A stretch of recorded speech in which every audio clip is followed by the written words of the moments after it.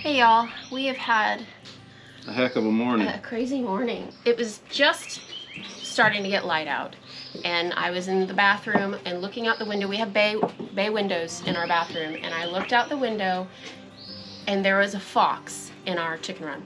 Of course I come out, tell Nathan. We both go running out there. Nate's got a shotgun. Yep, went running out. I never saw the dang fox. We saw that the chickens were massacred. I stopped for a moment. He got 3 of our good laying hens, 2 more of our turkeys. We've now lost 8 out of our 11 heritage breed turkeys. Yeah. We have more coming on the way. We were very lucky that we found somebody who still had a few left, because turkeys are not like chickens. You cannot get them any time of the year. They only lay eggs in the spring, and once they're all bought up, they're gone. You gotta wait another year. And Roo Charles, our little rooster with blinders, he was one of the casualties. I looked over there and his neck was all ripped up, his eyes were closed, and he's just flopped over like his neck's broken, and his body was still breathing, but you know, chickens can do that.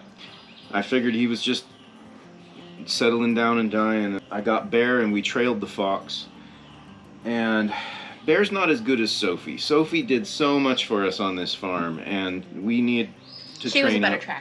tracker. She was a way better tracker. She could find the girls anywhere if we needed to find them. She could find any animals that were lost if a chicken got out. And she could have tracked this fox all the way to its hole, I'm sure. Bear, He did his best. he did his best, and he got us. I've got a good idea which direction it came from. We know which fox it is. It's the fox to the south. Yeah. Not the one that's been here all along, but the new one that's encroaching on the area. She's small too. I mean, she's not that much bigger than one of our cats. I came back and I got to Roo Charles and he was just covered in flies. And then I saw him twitch. I was like, there is no way he's not. And I looked over at his head, which was still flopped over and bent, and his eyes were open and he was blinking and looking at me. So I said, Jenna, come over, check this out. Roo Charles is still alive, I think. I went ahead and went in there to check him out, and he actually lifted his head up and started to almost want to stand up, so I picked him up to kind of really look at the damage. I looked him over. His neck is just bare. It's just, he's been plucked, basically. And you could see 2 wounds on his neck from the fox's mouth. Mm-hmm. But yeah, he just doesn't seem to want to move his neck much, so I don't know if it's broken. He can't move his neck. If you set him down, he'll stand up. Yeah. But then his neck his head's just swinging, just down on the ground. So I don't know what to do at this point. We dressed his wound. I put vet wrap on it because we've got tons of vet wrap around here. That's what the purple stuff is. Here is that Lily held him and antiseptic. supported his head, and we got him to drink a little bit of water. But man, he is purple under there. That's that coating. Oh, I thought it was bruising. That's why my fingers. Okay, are purple. well that's better. Okay. We're gonna try to give him a little bit of water. He's been sleeping a little bit. Honestly, he looks a bit better to me. Once his tongue gets wet and he realizes it's water, sometimes he'll take a little bit of it. Poor baby.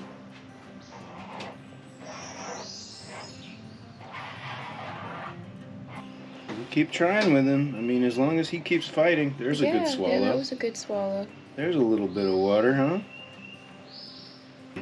I mean, he's really traumatized. Like, physically traumatized. Well, I can imagine being attacked by a fox like that. And then he thought he was dead for so long. And we left him for dead because he looked dead. He looked dead. He was totally dead. And I feel bad. If I had known, we would have scooped him up right away. But I really thought he was dead. I thought that he was not alive. So, all right. Now we offered a little bit more water. We can go out There in he the goes. garden. He's drinking. Yeah, there you go. And if he's only taking a drop or 2 at a time, we just have to do it more frequently. But if we can keep him hydrated and comfortable and cool, I mean, his body will heal, I think. I mean, obviously there's a point where you just can't take the trauma, but as long as he's still fighting, I mean, I gotta be in his corner of the ring, I know. He's trying. He's not giving up. but he wasn't very enthusiastic about it. He's having a bad day, y'all. Yeah, I don't know if he's gonna make it or not. We'll I see. don't know either. I mean, there's a chance that it is just a tremendous amount of muscle trauma to his neck from being, what the fox does. Maybe his neck is broken, but he's got nerve control all the way down to his feet. I don't know. Yeah, right now we just have him in Maro's kennel. So he's still breathing in there. He's just resting. Can't really lift his head very well. I was gonna put him out of his misery, but he's putting up a good fight, so we'll stay right there with him. And as long as he wants to stick around, we're gonna keep nursing him, keep him indoors, and take care of him. And I think we're gonna have to put the dogs outside at night. We used to have the dogs out every night, but then Sophie died, and I didn't want to put Bear out by himself. He missed Sophie, and This is the second Saturday in a row. Yeah. That the fox has come around in the late morning. Well, no, early morning. I say late because it's after sunrise, but yeah. For a fox, it's a late morning. I think what's going on is there's a fox not far from here, the one that doesn't really give us too many problems because when he's out prowling, the chickens are home for the night. This fox is new to the area and looking to claim land, and so when he goes to bed during that last little bit of the dawn, she comes out on patrol, which is usually when I'm up and getting ready going out to work. So during the week there's way too much human commotion with me getting up and Jenna making breakfast and everything. We let the dogs out in the morning, and I think that's what's been making the difference. I was like, how does this fox have a schedule? Yeah, it just knows every How Saturday. Is it every Saturday he comes by and tries to massacre the chickens? I realize Saturday is the first day each week we're not letting the dogs out so where early. we're not letting the dogs out so early, and we're not banging pots and pans so early. We usually sleep in till after sunrise, and that's when the fox comes over, right at the last bit of pre-dawn, twilight, whatever you want to call it. I got a live trap. Yeah, we want to show them that? A better one. Yeah, let's go check that out. Y'all, I have a live trap that is large enough to fit a fox, which apparently is not large enough to catch a fox. I've caught raccoons in it, I've caught possums in it. Anything that'll fit in there will go in there except a fox. They won't go in a little trap because they feel trapped, and they're very, very wary animals. But they will go into a chicken coop or a chicken run. That's a big enough area they don't feel trapped, and there's a crispy nugget inside. There's a little reward for them. I saw this trap at Tractor Supply today, and I just decided to bite the bullet. You take one of your bravest and most willing volunteer chickens.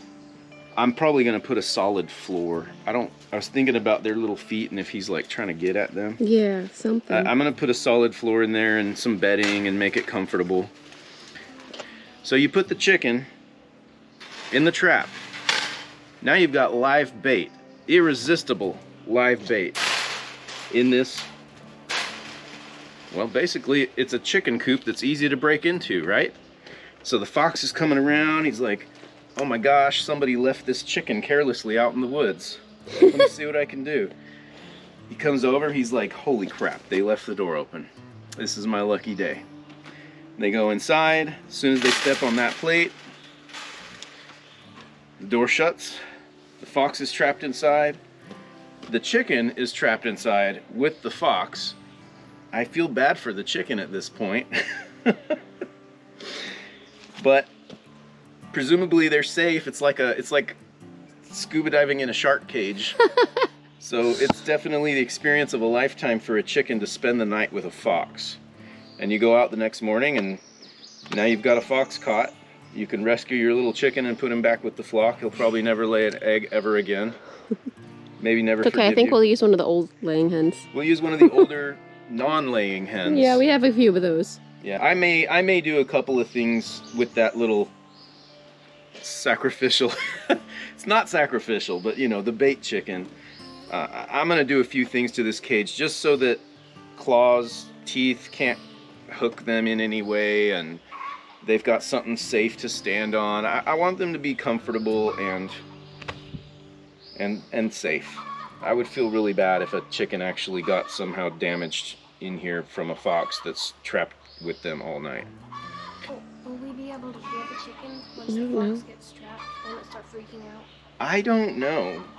You'd be surprised. I mean, here's the thing. The fox dug his way into the chicken Yeah, we run. needed to go show you guys some of that out there. I want to see. I didn't know. I tried getting the footage of us coming out here this morning, but my GoPro's doing this weird thing where it will start recording and then all of a sudden it will freeze, and I don't know that it froze up. So I only got like 17 seconds of that. I see a chicken dead. That's a dead chicken. Little skink. Little skink. Oh, I saw a big old skink the other day. He was like 10 inches long. So you see, I mean, there's feathers everywhere, but we got our 3 turkeys left. You see, this is where she dug her way in and got in. And when I saw her, she was right here, right in this spot. And she took one of the turkeys and ran off with it. Chickens. Yeah, she took one of the chickens and ran off with it, but dropped it. Right, because we were coming out the door. Because we were coming out. I was coming out running with a shotgun, Yeah. and she's like, ah. And I'm running with my camera. It was a little bit ridiculous. So yeah, dropped the chicken right at the end of the lane, ran off around our sheep pasture and off to the south. And that's where Bear Bear got distracted by twigs and logs. Yeah. But he was on it for a minute there. So I guess we need to plug up that hole, and Yeah. the dogs are gonna have to be out tonight. Okay, y'all, I think I'm going to finish this beer, and then I have a lot of chores that we need to get done around here. Yeah, all the stuff we should have Yes. started a couple We were hours planning ago. on starting, but we got Sidetracked. sidetracked a bit today, but we still got a lot to do. It happens on the farm. And we'll try to keep you up to date on poor little Roo Charles over there. We'll see you next time.